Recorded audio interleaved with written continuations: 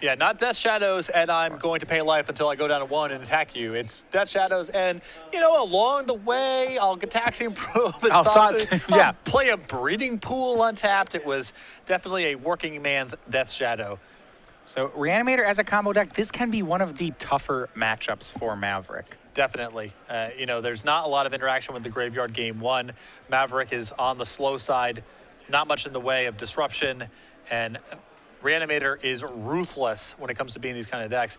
There are a couple dimensions that David has access to. The big one is Caracas. If he's able to get Night of the Reliquary into play, he has access to Caracas, and that's problematic because most of the creatures that Chris would want to reanimate are legendary. And here's the other one, Deathrite Shaman. You see this as the turn 1 for play for David, gives him an angle of attack. Also, his 4 copies of Green Sun's Zenith can find the one of Scavenging Ooze in his deck, which is a 3rd way for him to attack Reanimator. But David is going to have to be aggressive with the hate cards because racing Chris is pretty much out of the question. Now, this is going to be where an interesting game settles in. If David knows what Chris is playing, forget that. The Deathrite Shaman's staying up. If David is unaware of what Chris is playing, it's important for Chris to conceal what he's playing for as long as possible. Turn 1 Island Ponder could mean a million different decks, from you know, Delver Strategies to Sneak and Show to Omniscience, etc. If David taps the Deathrite Shaman on his own turn to make mana, or taps low enough where the Deathrite Shaman can be activated, that's an opportunity for Chris to sneak something into play. So if David doesn't know what Chris is up to, it's really important for Chris to not give away what's going on, because if David pivots, starts leaving his Deathrite Shaman untapped, it's really challenging for Chris to get anything going game 1. Yeah, now, fortunately, though, David making a pretty good play. It's a hedge against all of the Ponder decks. He makes a turn 2 Thalia instead, using Cavern of Souls to make it uncounterable. All the decks you mentioned, the Ponder decks, your Delver decks, possibly your Miracles decks even, your Sneak and Shows, they all don't really like seeing a Thalia on the other side.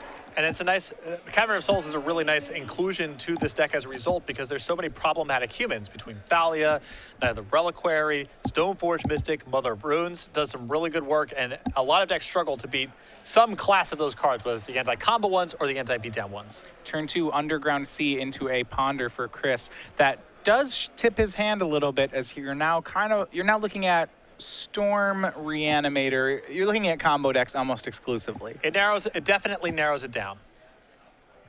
Night of the Reliquary, the next play for David. He does not have the land, but he uses the ability on Deathrite Shaman to make the 3rd mana for Night.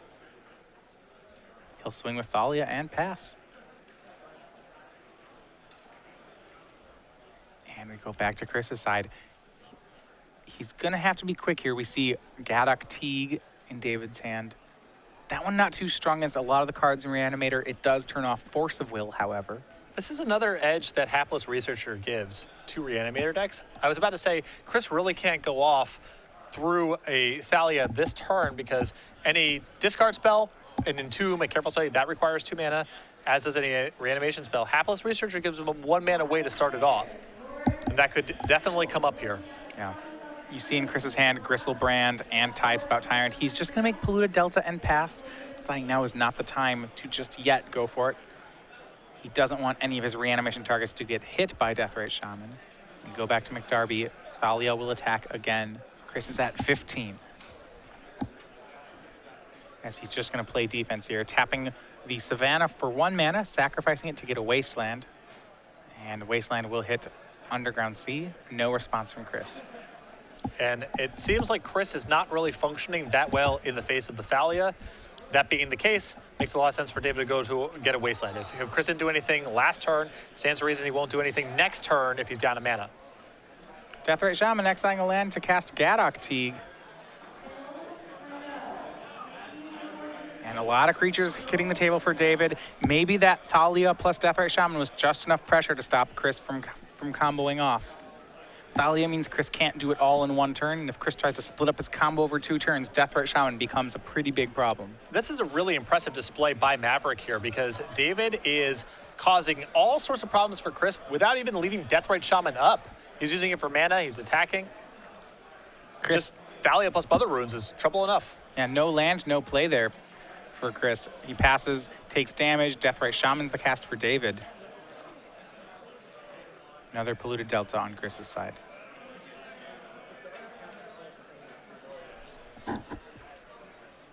You see, it's a lot. He's missing a couple pieces of the puzzle. You see multiple animate deads in his hand, multiple creatures. He has Tidespout Tyrant and Gristlebrand, but it's this Thalia that's doing the trick. I really like the way that Chris is playing this. He could have spent a mana this turn deploying Hapless Researcher, but it's so unlikely that Chris can win this game, and the Hapless Researcher gives away everything. So I think there's some value here in probably taking the loss here, concealing the identity of your deck. Maybe David sideboards like your Storm based on the cards he's seen so far, and he doesn't bring in some anti-graveyard cards for game 2. So, and there's even some issues here. Say David taps out, doesn't leave a Deathrite Shaman up, and Chris gets to Hapless Researcher, reanimate a Gristlebrand. It's not even clear if that's good enough to win right now. It actually seems unlikely that's good enough because Chris is falling to a point now where he can't Gristlebrand the turn he plays it. He'd have to untap, and David would have to kind of cooperate to let Chris do anything with it. It would really have to, I think, be Elesh Norn. It's the only creature that could recover him from this board. And Chris won't do it. He's kept under control by the Thalia. David's able to push more and more damage through, and game 1 goes to Maverick. Even at the end of that game, Chris was very careful about the way he put the cards back into his hand. He picked up his lands and his ponders, put it in front of his hand, and then put his deck down. He is trying very hard to conceal the identity of his deck. David might have an inclination what's going on. Maybe he sat next to Chris and knows exactly what's going on. Based on the way that David played with the Deathrite Shaman, I suspect that's not the case. You know, David was a little liberal with it at a couple times making mana. And Chris might get an edge here in game 2 if David is not bringing in his anti-reanimator, anti-graveyard cards. So you look at David here is looking at his sideboard, and he has 2 copies of Ethersworn Canonist and 2 copies of Containment Priest, and that's the difficulty. You know, is this Storm? Is this Reanimator? I think those are the 2 prime candidates. Well, I think that you can kind of bring in both cards either way. They're not great, but you have some other, you know, disruptive creatures in the deck that probably aren't good no matter what's going on. So I do think you have the option of bringing them in and hedging a little bit. The copies of Thoughtseize that David has in the sideboard are going to be really good here. He has a Nile Spellbomb, which can come in regardless of whether or not his opponent is Storm or Reanimator, so those are pretty safe to bring in. The same thing is possibly true of the Pithing Needle as well. But yeah. I think the 3 Thoughtseizes are no-brainers, no matter what you think Chris is playing. And the Containment Priest, Ethersworn Canonist, and Nile Spellbomb are cards that David can make room for, even if he's not totally certain what Chris is up to. David does have a card like Choke in his sideboard, and I think that while that's tempting against a blue deck, because both Storm and Reanimator are on the faster end of combo decks, I imagine David will leave that one on the board. I would not mess around with a Choke. I think that against either combo, Reanimator, Storm, whatever, it's just really unlikely that it's good. All right, over on Chris Morris-Lent's side, he gets to have some removal for these hate bears that he expects out of David. He has 3 copies of Abrupt Decay in his deck. I would expect to see those ones come in.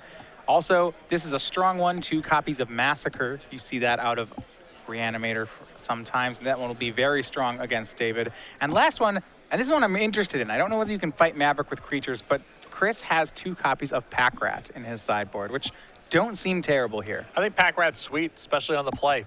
You know, David's creatures are all about building up utility, building up a board. They're not really that big, pound for pound. With the exception of the Reliquary, they are quickly outclassed by Pack Rat, so I think that's a fine card to bring in here. There's also an Aetherling in Chris's sideboard, which I think is nice to bring in here because he needs some number of reanimation targets that he can bring in against an active Caracas. He has to respect that because David's playing with neither Reliquary, so it's not just about David drawing the 1 Caracas. Neither Reliquary means that David has Caracas way more frequently. So when you look at the creatures that Chris tries to reanimate in this strategy, the main deck always has 4 Gristlebrand, and those guys probably never leave. But then he has 6 different 1-ofs. In the main, he has a Tidespout Tyrant, an Elesh Norn, and an Inkwell Leviathan. In the board, he has a Jin-Gitaxias Core Augur, an Iona, and a Sphinx of the Steelwind. So if you wanted, of those 6 creatures, if you had to have 3 in the matchup, which ones do we think are still in here? I think that I would want the... This is tough. I would want, I think, the Tidespout Tyrant, the Elesh Norn, and the Aetherling. All right, there's also the Aetherling here, so he has another option. I like Aetherling a lot because it's a reanimation. It's a reanimation target that he can get against Caracas, and unlike Sphinx of the Steelwind, Inkwell Leviathan, Aetherling can play offense and defense. Right. And it's a challenging card for David to answer. You know, he's got creatures and spot removal. Aetherling is traditionally very good against that kind of plan. So Aetherling's a great finisher. It attacks regardless, and it's proof against Caracas. Elesh Norn, if he can stick any creature on turn 1 or 2, Elesh Norn is pretty much the gold standard here, as it kills all of David's creatures. It is good against everything that is not Knight of the Reliquary, so I think it's a good option to have. Yeah, and then the last one here, we looked at Tidespout Tyrant. Tell me more about that one. It's in his main deck. I think that David just has enough, permanence of chunky casting costs that Tidespout Tyrant is a pretty good target. If he can start chain together a couple spells in one turn, he can set David really far back. It's not like David's deck operates that well light on resources. It's true. Maverick paying full cost for all its spells. Do you see here both players opting to go to 6 cards here? I do tend to agree. It's interesting how you have all these silver bullets in Reanimator, from Jin-Gitaxias to Iona against monocolored decks. Doing something like Sphinx of the Steel Wind. I think Sphinx is probably for some of the Delver matchups, I would guess. Well, it gains life, right? So yeah. It's also not, I suppose, terrible against a burn-style strategy if I needed to reanimate something. But Gristlebrand already has lifelink. And Iona is the check mark against any burn strategy. Sure. Sphinx is not a bad backup plan. I mean, you need to have a certain density of creatures in your deck to reanimate, so I think it's fine to bring in Sphinx of the Steel Wind. But Iona is the free win. Yeah. Against monocolored strategies. That much makes sense. I've never beaten an Iona. I've lost 100% of the time. If you were playing a Hellspark Elemental build, you could still unearth them. Because they can actually just deck you. They don't ever have to attack you if they don't want to. They can just deck you. If you'd already resolved a Sulfuric Vortex. Yes. Yeah, then you have then it's your Vortex against their Iona, which you might be able to win, depending on when the Iona. Yeah, that sounds really hard to beat an Iona. It is true. I have never beaten a resolved Iona with High Tide. Yeah, it makes sense. The only non-blue card is Candelabra. That doesn't cut it. Not very helpful when you can't cast anything else. We are underway. 6 cards apiece for Chris Morris-Lent and David McDarby. Match with what looks to be top 8 on the line. McDarby is up a game with Maverick here. And we'll start on a ponder. It'll be interesting to see how David is sideboarded. He locked Chris out of game 1, and Chris was very careful not to tip his hand and let David know just what strategy he was on. And it looks like there is a Reanimate, a Massacre, and Abrupt Decay in hand right now. You see Polluted Delta on top in those top 3 cards. So he does have at least one more land here. Animate Dead, the final card in Chris's hand. But you're absolutely right. 2 reanimation spells, a Massacre, and Abrupt Decay. So removal, check. Reanimation, check. But he still needs a creature and a way to get into the yard. He maybe could find both in Entomb if he gets to one. Yep.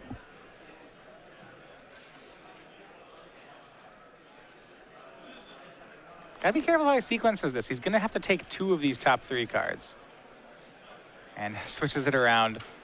Eventually takes the Polluted Delta for his hand. So David has drawn Containment Priest, which means this is gonna be, first of all, that he's at least guessing Reanimator is possible, and second, that this is gonna be a tough game for Chris to win. Yeah, because Containment Priest can be flashed in, it's very difficult for Chris to play around it, even though when he has a card like Abrupt Decay. Thalia was the play for David. And against a 2-land hand on Chris's side, Thalia may just lock Chris out for a second game. Well, I think that Chris has a Massacre in hand right now and is just hoping he can get a little more out of David. He doesn't want to just get rid of the Thalia and have that be the end of it. Right, there is a risk here because you see a Caracas moving to the front of David's hand. He can actually save his own Thalia from a Massacre if he leaves that card up. And actually, between Caracas and Thalia and Containment Priest, and I suppose this Deathrite Shaman, this is becoming a very difficult board for Chris to win through. Well, he still has the out of just casting Massacre, having a counterspell for Containment Priest, and then he's fine. So even though it looks really bad right now, I think that Chris is not out of this game yet. Absolutely. See a draw from Chris. And Thalia only matters so much. It's not like he's playing Storm, where Thalia is very hard to beat. He can win through it. He just needs 4 or 5 lands to do it. Or try to do everything in one turn. Yeah, 4/5 Cast a to do it in Massacre one and turn. then Yeah. dump out his hand. He'll fetch. It's Tropical Island. The green in the deck, just for the Abrupt Decays out of the sideboard. How sweet of a draw would a Pack Rat be right here? Without land number 3, not that good. Okay, but you know. Could get better. Right. Okay. Without land, you're absolutely right. Without land 3, it's not very good. But I'm looking at the context of David's hand. I don't see a great way for him to answer Pack Rat if Chris Brainstorm's saying to Pack Rat land 3 here. It's a slow burn, but it might be good enough to get it done. Yeah. Pack Rat, another discard outlet. Synergies abound yeah, in the it's not reanimation. just. He's going to brainstorm. And this is a big win here for Chris because this Containment Priest has now been deployed, which means that Massacre gets everything. Yes, David flashing in that Containment Priest. So maybe jumping the gun for McDarby here. We'll see if he gets punished. Chris will be happy to cast Massacre into this board. Well, keep in mind, there's not even a promise if you're in this David's card does seat. anything. Yeah, he might be playing Storm. There still has not been a giveaway yet. The Tropical Island could easily be for a Xantid Swarm or Abrupt Decay out of a Storm deck. Sure. 4th land for McDarby. He still has Stoneforge Mystic and an equipment left in hand. And he's deploying his last creature here. This is going to be quite a massacre. I don't know if this is not on David's radar or he's already made the risk-reward assessment, but this is going to be a really good massacre. It will be a massacre, you can say. David searching up equipment. He has one of his swords in hand. Let's see what else he wants to get. He's going to get Umezawa's Jite.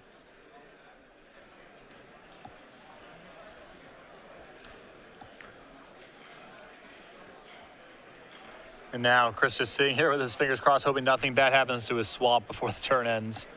Yeah, remember, David will be able to save his Thalia thanks to Caracas.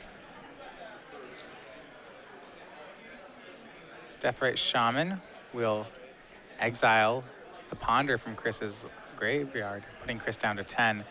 I mean, what David's he's looking to just win very quickly here.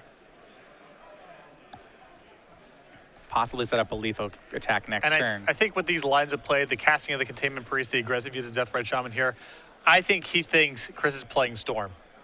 Yeah, why not do that against a Storm player? And it's going to be Massacre from Chris. David's only response is to bounce Thalia. That's what he's going to do. And the rest of the creatures hit the graveyard. And the game firmly shifts over into Chris's favor with that play. Yeah, Force of Will plus blue card left over, Reanimate. Reanimate, Daze, Force of Will. And now David's drawn Aethersworn Canonist, and that's, to me, the final piece of evidence that David didn't quite know what was going on and hedged a little bit. Does Massacre tips the hand for you? No, that could also be in so we still Storm. don't know. Yeah. This one does. How about Entomb? All right, now we know. All right. Now we know. Dead step, 2-mana Entomb here for Chris.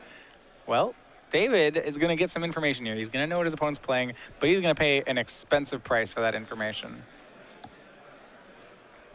See, Tidespout Tyrant, the choice for Chris Morris-Lent. And that's going to be a whole bunch of trouble. You see, he does have Reanimate in his hand, so it's going to come into play. It'll put him to a pretty low life total if he uses Reanimate. But Tidespout Tyrant being in play solves a lot of problems, even if your life total is a little low. Yeah, Maverick's not a deck that can sneak damage into play very well. See David playing Aethersworn Canonist.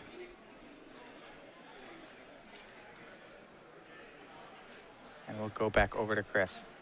The Entomb was in response, it looks like, to the Thalia.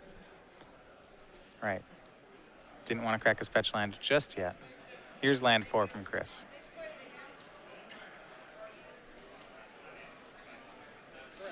So tell me about going for Tidespout Tyrant. I would have offhand thought that you'd go for something like Elesh Norn in this matchup or something else to tide it over. It's just because of the Caracas. He has to get something non-legendary. Okay. So Sure. the Tidespout Tyrant it's not a lock in this spot like Nellis Dorn would, but it's something he can keep in play. And if David makes a play here to try to put something into play, then Force of Will bounces something. We see back on Chris's side, he has a Reanimate and an Abrupt Decay. He's actually just going to pass back the turn. Doesn't want to use Reanimate on the Tidespout Tyrant. Yeah, this is the big problem here. He's at 10 rather. If he reanimates, he goes to 2. He can't cast the Abrupt Decay in his hand. So unless David casts something before combat, allowing Chris to use the Force of Will, there's nothing for Chris to do. And in fact, he can't even do that play because he has to crack a fetch land and alternate cast Force of Will. So that's exact 0. Yeah, if he reanimates Tidespout Tyrant, he's actually dead on the board. And that, to me, that's something which maybe Chris could have seen ahead of time with the Entomb play. You know, maybe you have to just Entomb Elesh Norn into that board. It's really hard to say. It's a tough spot for Chris. Just try to keep playing Magic at 2. I think with nothing going on, that may not be a path to victory. If Sphinx of the Steel Wind is in the deck, maybe you can go for that. It's a non-legendary creature with lifelink. But I would be surprised if that card was I in there. agree. I mean, it's the most upside if Chris finds Exhume or some other, I guess, Animate Dead. It has to be Animate Dead because David can Exhume in the Containment Priest. That card really has hurt the Reanimator strategy. It's great in this matchup. Yep. Another really powerful hate bear. They've cranked out a lot of them lately. Yeah, tell me about it. Well, Containment Priest is not that good against the decks you typically play. Usually not. Sometimes they have one creature in them. You know. Sure. He's jerk against those too.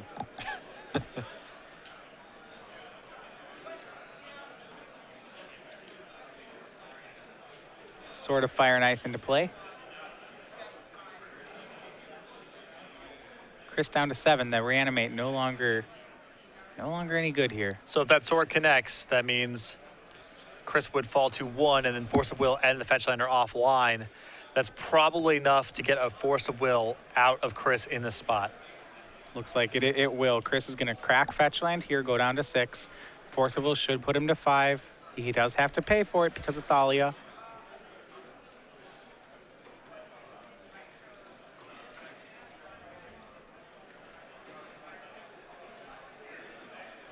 He'll pay. We'll see what he can get together. You're right, though. Animate Dead, really the card he's going to need right now. And he found something black. It is Exhume.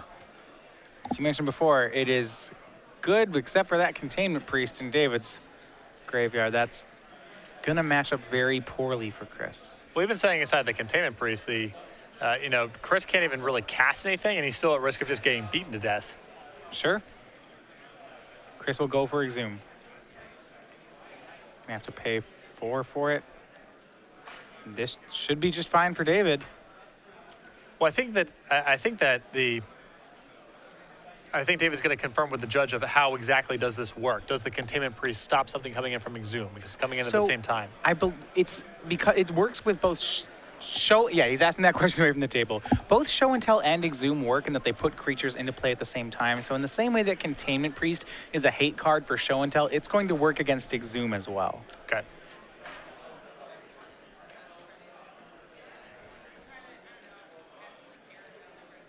So David's going to get confirmation from the judge, and so will we momentarily. I mean, even if you're Chris, maybe you don't like this is his play anyway. I don't think he has another line.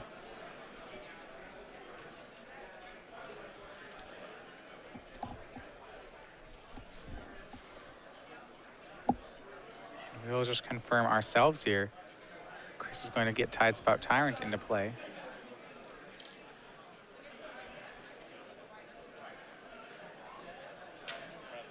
And it's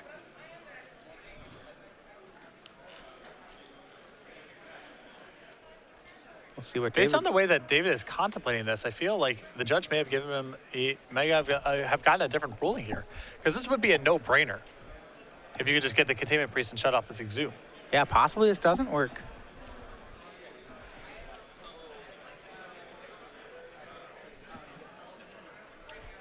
Okay, so the ruling actually, will apologize here. The Containment Priest does not exile the Tidespout Tyrant in this spot because I guess it did not see the Tidespout Tyrant enter the battlefield, so its ability does not trigger in the situation. So Chris will get a Tidespout Tyrant here.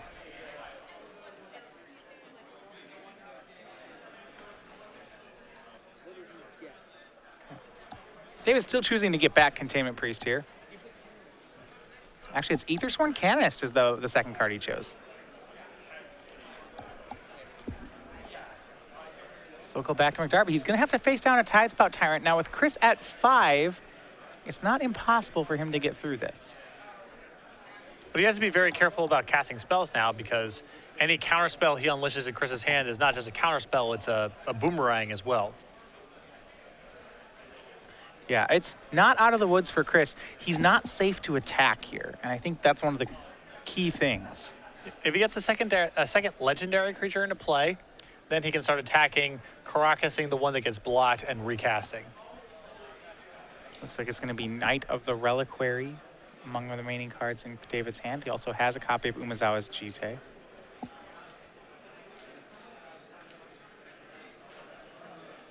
And actually, it's Green Sun Zenith. That was his draw for the turn, so he may have a nice option of different creatures to get here. He'll go for Green Sun Zenith on X equals 3.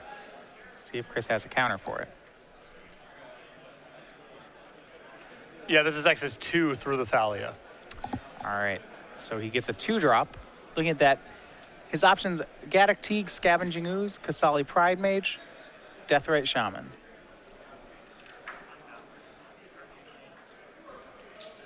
Scavenging Ooze is traditionally a great card in this matchup. But on this board, it's going to be Gaddock Teague. I think it's possible David is just interested in locking out as many of these spells that Chris can play as possible. A second legendary creature also frees David up to start attacking, Caracasing the one that gets blocked, and then replaying. So he needs a secondary legendary creature, which alongside his Caracas lets him start to get something going. Yeah, it's a little too late for Scavenging Ooze here. And Reanimate is going to be the target here for Chris. Remember, Reanimate can target both graveyards. He's going to have to pay 2 for it, tapping, so 2 mana remains. He needs the trigger off the Tidespout Tyrant while he's making the play. But Reanimate can go with either graveyard. He'll bounce Aethersworn Canonist, and he'll reanimate David's own Deathrite Shaman. That's a way for Chris to gain some life back. Yes. And he only takes 1 off the reanimate, which is really nice too. Chris down to 4. So we go back over to David McDarby's turn, drawing another copy of Containment Priest. That one's a turn too late to get the Deathrite Shaman, but still will be pretty good. There's a lot of reanimation in Chris's deck. And David, interesting choice. He can swing both creatures and push that 2 damage like you mentioned, or he can continue to develop his board here. He may be able to do both. For example, if he attacks with both, he can Caracas the one that gets blocked by the Tyrant back to his hand, recast it, and still have the mana left over to play Containment Priest at instant speed. See if that's what David chooses to do. Tough match here for Chris Morris-Lent, down a game. He has finally got some reanimation to resolve. He got his Tidespout Tyrant onto the board, but he only has 4 life. Stabilizing being pretty difficult against a deck that can actually just swarm you with 2/2s.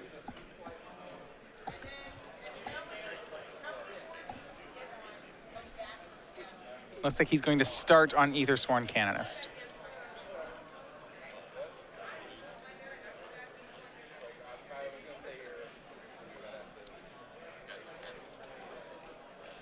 And I like going down this road here for David. I don't think there's much merit in trying to get the Jitte into play because the Tidespout Tyrant gets to block whatever the Jitte goes on, and plus whatever Tidespout Tyrant trigger can also bounce either the creature or the Jitte. So flooding the board with creatures makes a lot of sense here.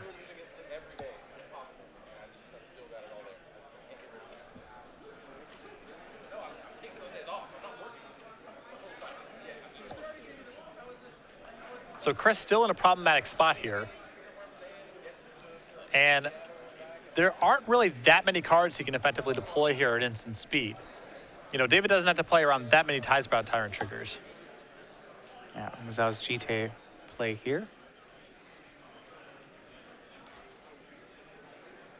You see, he's just trying to put together a 4-point attack. And for 3, Chris can not only daze the Umezawa's GT, but he can bounce a permanent. And I wonder if there's an argument here for David to start using the Knight to try to wasteland Chris out while nothing's going on here. It's a slow process, but the board is kind of, as long as there's a lot of mana available on Chris's side, it's always going to be harrowing for David to make an Alpha Strike. Yeah, because of Thalia, he can start to tax Chris's mana. Maybe that way he can, like, if he stops Chris's ability to bounce permanents, he helps set up a good attack for himself. Again, I'm not totally sure because the Wasteland line takes so long to get set up. But neither player really in a position to go anywhere just yet, so. McDarby's going to do just that. Gets a copy of Wasteland. The days will bounce Knight of the Reliquary.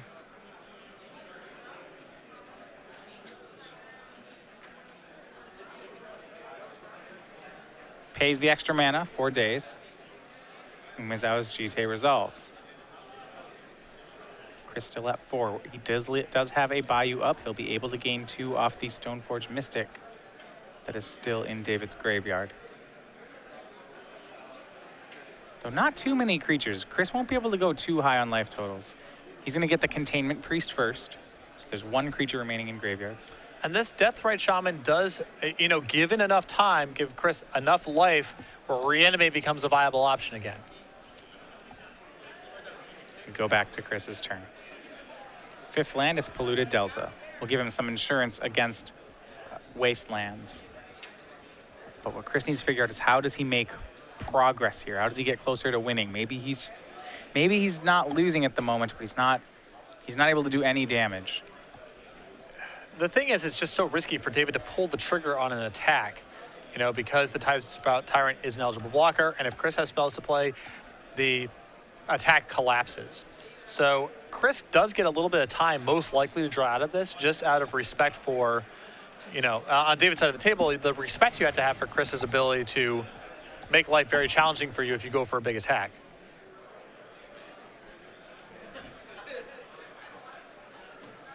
You go back, Deathrite Shaman was the draw for McDarby.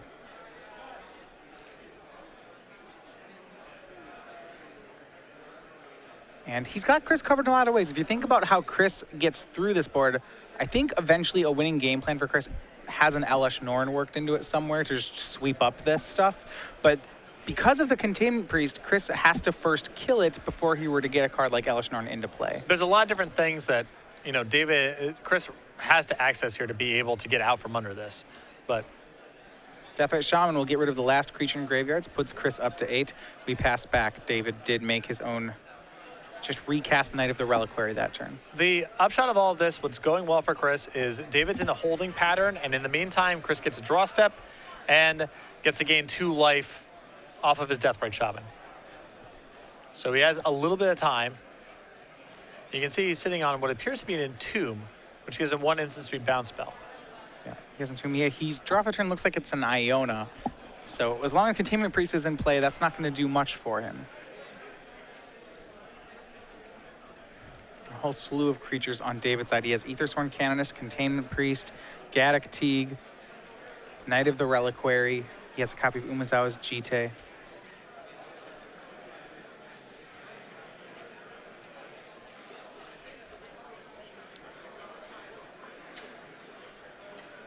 And also, because of the Canonist, this, you know, 2 spells in 1 turn thing is pretty awkward. And that's a line of play that David can set up here. If he gets a second Canonist into play, then he knows the ceiling on Chris's spells is 1.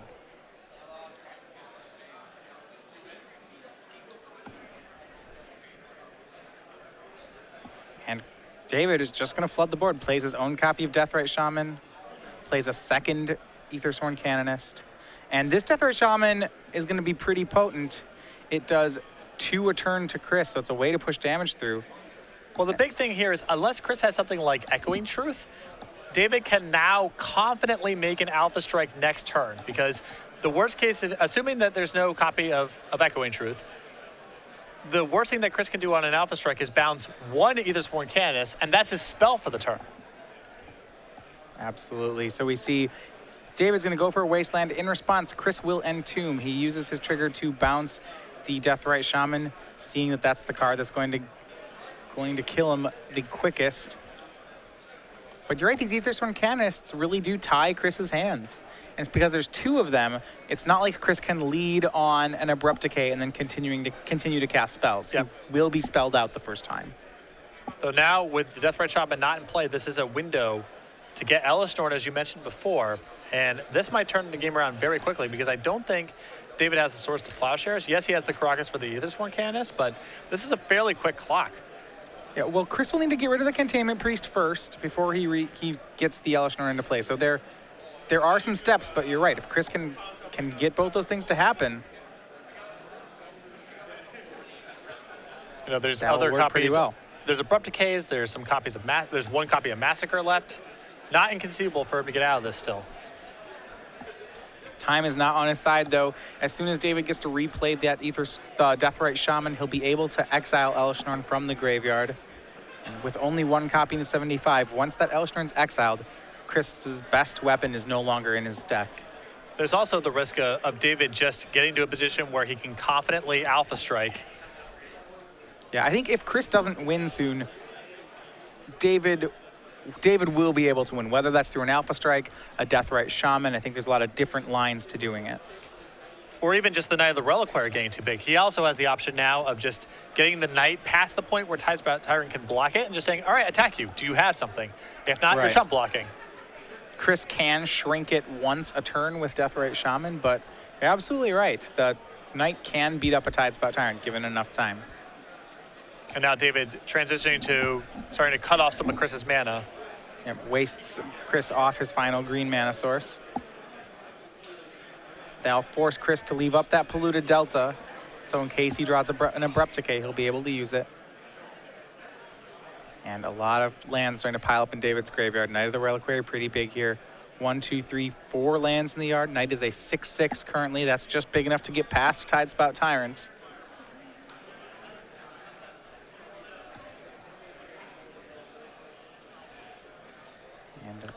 And this is the type of spot where, you know, David's got a lot going on and he's just trying to be extra cautious.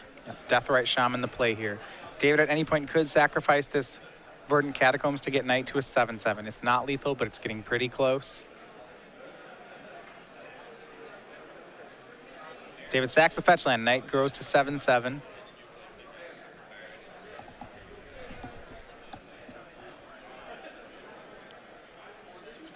It's land here.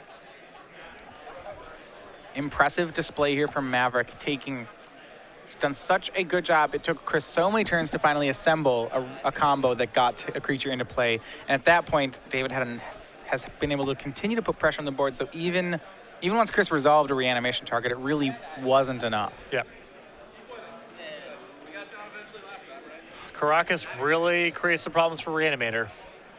You know, it just cuts off so many lines of attack, and then you have to go to these secondary options.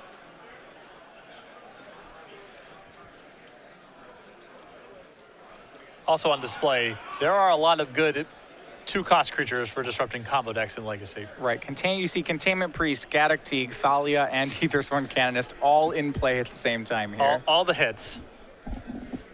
And I think this should cut off some of Chris's last outs here. Once Deathrite Shaman exiles Elishnorn, I don't see how Chris...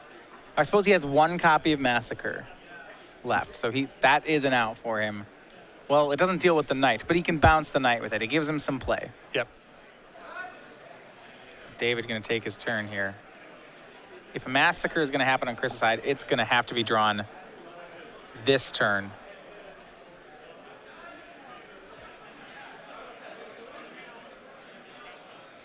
Unclear if Chris even gets to survive through this turn. There's a lot of creatures on David's side. David will pass, choosing to slowly choke both players out of lands. This is the other option. You can, as you mentioned, just sit back on this Deathrite Shaman and try to win the game that way. Reanimate. It's going to be exiled out of Chris's yard. Chris to deal 2 to David. And no reason for David to initiate a fight over that. He can always, at the end of Chris's turn, use the Deathrite Shaman. If Chris wants to respond with his own Deathrite Shaman activation, that's fine. He's down a mana, and now there's fewer permutations of cards he has to worry about. Yeah, then he's down a blocker too, which is starting to look pretty relevant here. With only 1 blocker, Chris will likely take 8. But that's why you don't see Chris taking damage right now. He is defensively using his Deathrite Shaman to hold off David's Deathrite.